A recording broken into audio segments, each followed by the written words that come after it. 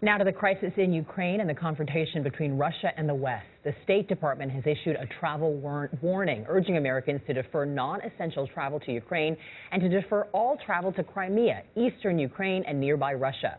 Russian troops continue to mass on the Ukrainian border, and the U.S. is warning Moscow that further aggression will lead to more and tougher sanctions.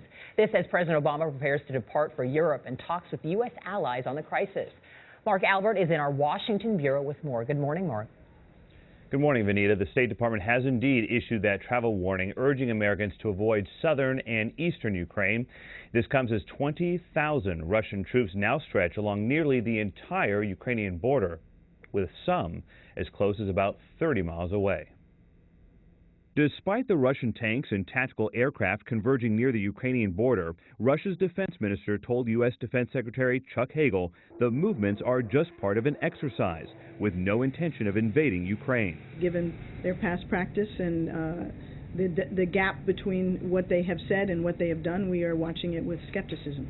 National Security Advisor Susan Rice said the U.S. was reassessing its relations with Russia in light of the annexation of Crimea and the recent troop buildup, which is twice the size of what Russia first announced. This is obviously a very worrying and fragile situation, but we have been very much admiring of the posture that the Ukrainian people and government have taken. They have exercised enormous restraint.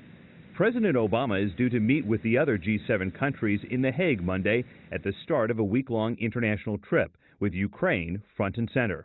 The United States is leading the international community in supporting the government of Ukraine and the people of Ukraine, and in imposing costs on Russia.